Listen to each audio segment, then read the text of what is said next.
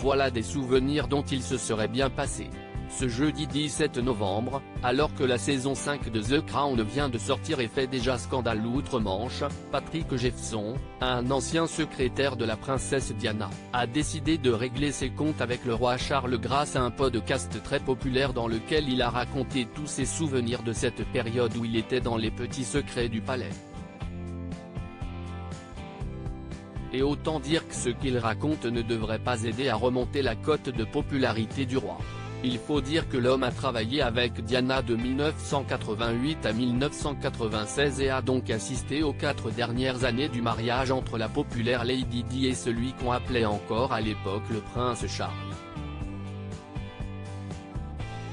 Les pires années, entre la jeune femme à peine trentenaire et déjà mère de William et Harry, nés en 1982 et 1984, et son mari, ouvertement amoureux de Camilla Parker Bowles, devenue sa femme en 2005. D'ailleurs, Patrick Jephson le raconte.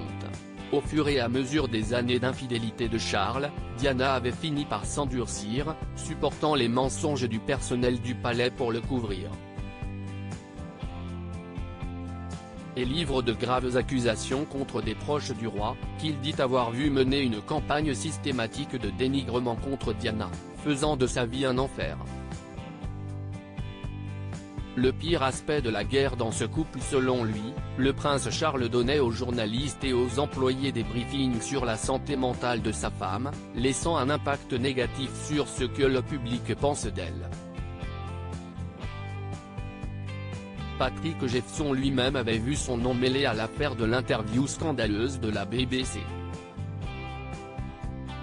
Une attention que la princesse de Galles aurait fini par retourner contre lui, elle aurait notamment parlé de ses problèmes d'anorexie à un événement caritatif pour retourner l'attention vers elle. Frustré qu'il soit désormais accepté par tout le monde que Diana souffrait de problèmes mentaux, Patrick Jephson voudrait rétablir sa vérité. Pour lui, la mère de William et Harry se serait en effet montrée au contraire incroyablement forte sous la pression de la famille royale et l'attention des médias.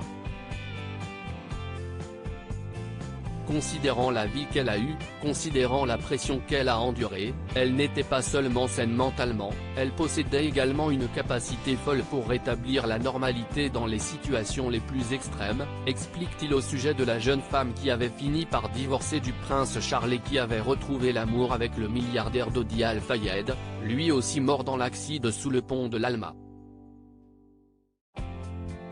En tout cas, sa conclusion est sans appel, les gens qui répandent les rumeurs sur Diana sont en grande majorité des hommes, qui veulent défendre un autre homme en attaquant une femme. La princesse avec qui j'ai travaillé pendant 8 ans était parfaitement saine d'esprit, drôle et intelligente.